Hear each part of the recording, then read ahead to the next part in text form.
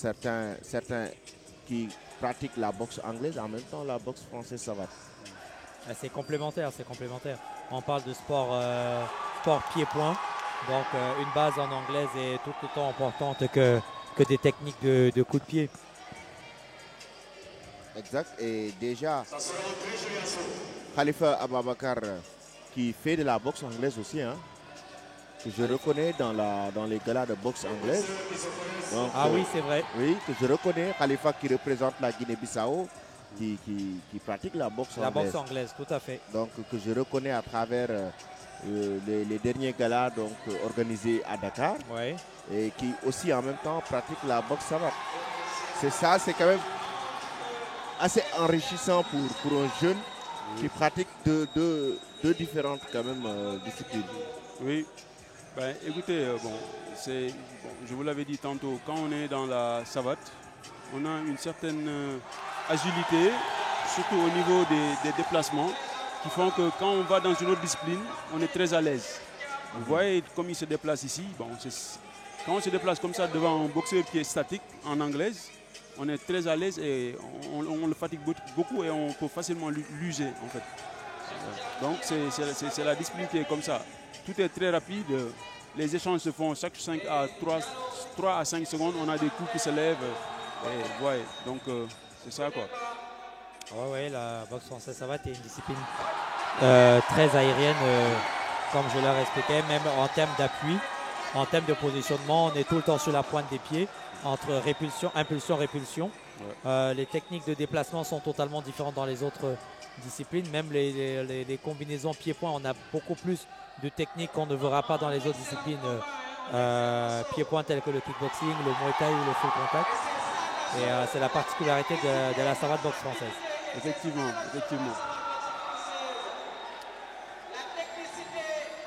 Vous voyez, là, tout ce qu'on recherche, c'est pas en fait l'efficacité, comme dans les combats, c'est la touche, c'est la technique.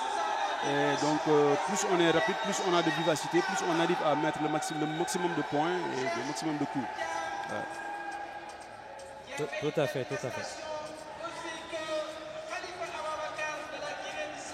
Ça, donc, c'est la fin du premier round, non? Oui, exactement.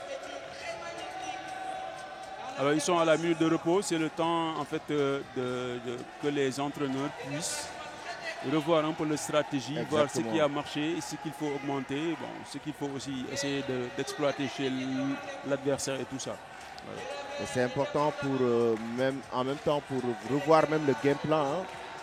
Après une bonne analyse sur le premier round, il faut quand même revoir le game plan. Effectivement, parce que c'est en fonction même de ce premier round que va être érigée la stratégie suivante par rapport à comment est-ce qu'on doit faire pour finir ce combat, comment on doit faire pour gagner. Voilà.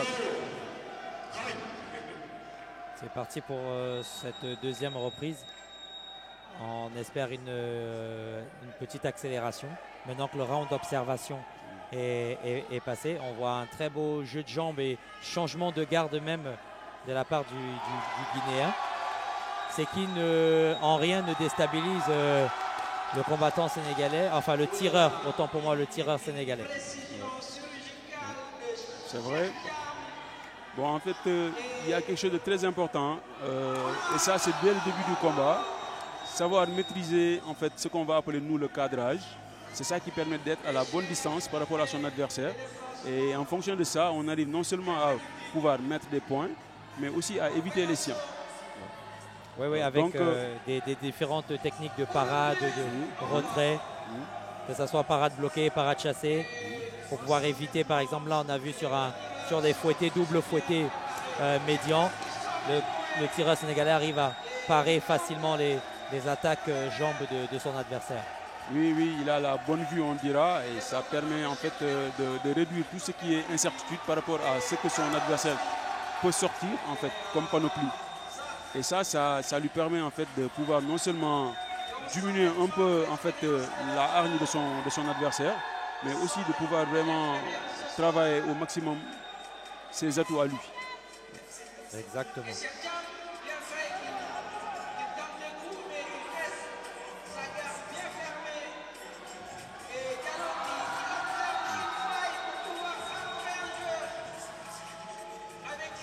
tout à l'heure, vous avez parlé un peu de ce qui est aérien. C'est plus en fait les assauts qui donnent ça.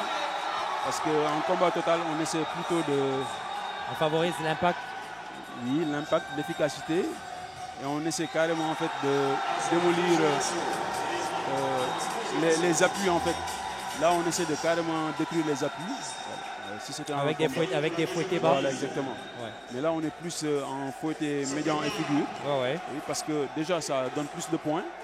Et bon, comme on est en assaut aussi, ça permet de plus pouvoir bouger. D'accord.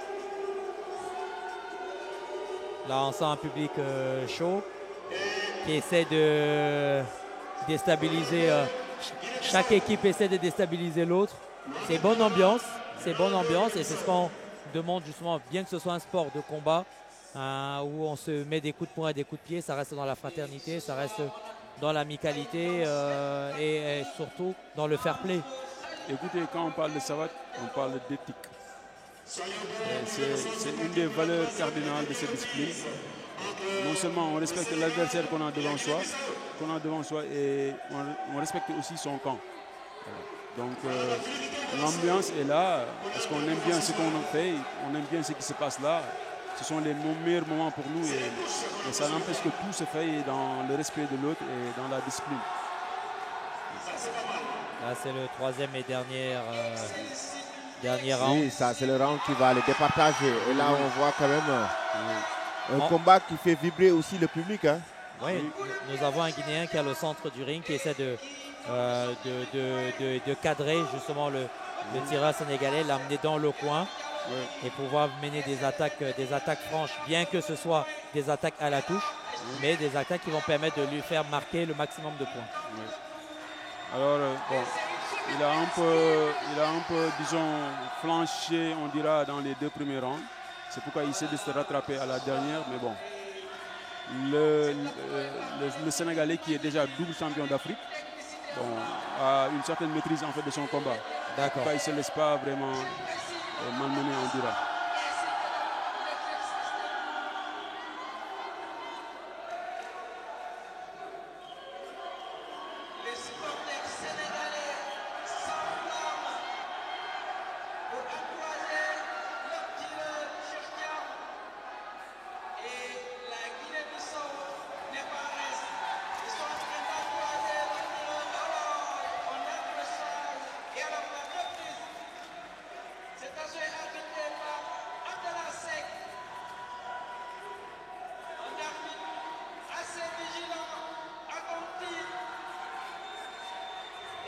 Là, donc, c'est le dernier réglage. Hein.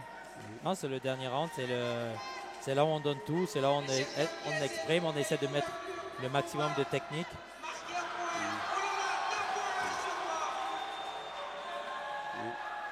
Là, c'est là qu'on comprend en fait aussi l'importance que peut avoir ce qu'on va appeler le travail des dernières semaines.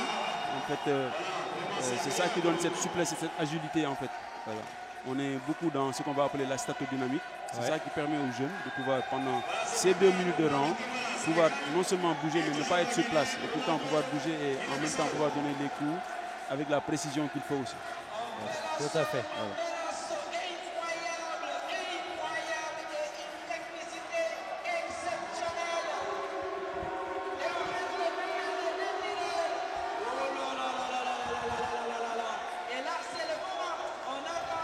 Là, on attend les jurys qui vont donner le verdict.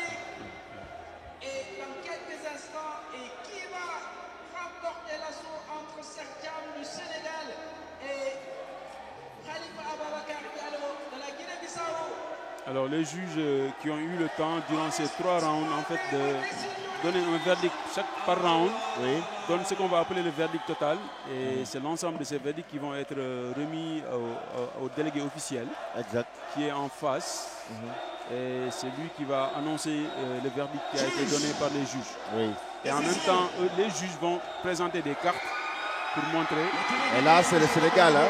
Oui, c'est une confirmation puisqu'il a été double champion d'Afrique et il conserve son titre de champion.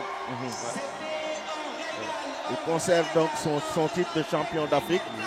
Donc, face à face aujourd'hui à un combattant qui nous vient de la Guinée-Bissau et qui se prépare au Sénégal. Oui, qui se prépare au Sénégal. Exactement. Donc ce qu'on peut retenir aussi, c'est que ces deux combattants quand même qui sont venus avec le public. Hein. On l'a senti, on l'a vu. Deux combattants qui sont venus avec le public et c'est important aussi. Effectivement, bon, parce que le public, il a son importance dans la chose. Parce que parfois, un boxeur a besoin de sentir que son public est derrière lui. Pour pouvoir vaincre non seulement le stress, mais pour pouvoir vaincre aussi la fatigue qui peut forcément l'envahir en certains moments du combat. C'est important. Et là maintenant, donc c'est Cheikh Thiam qui remporte ce combat face à Diallo de la Guinée-Bissau. Donc pour cette finale d'assaut. Et tout à l'heure on le disait, donc l'assaut est quand même très technique. Hein. Donc c'est très technique. Il n'y a pas assez de puissance dans les coups. C'est quand même une compétition qui montre beaucoup plus d'explosivité et de technicité dans les combats. Ouais, effectivement, la violence est proscrite dans ces formes de combat. Tout est technique et quand les coups aussi sont assez forts, le boxeur qui les donne est sanctionné. Alors, dans ce cas, forcément, il faut qu'on parle de l'explosivité. Parce que c'est cette explosivité qui permet au boxeur de pouvoir déclencher un coup, mais de pouvoir le maîtriser à la fin pour que la touche soit très souple. Ouais. Donc, on va maintenant assister à une autre finale tout à l'heure dans quelques instants. Ici au Stadium Marius Ndiaye. Je rappelle aux téléspectateurs d'Eric Favre TV que nous sommes en direct du Stadium Marius Ndiaye.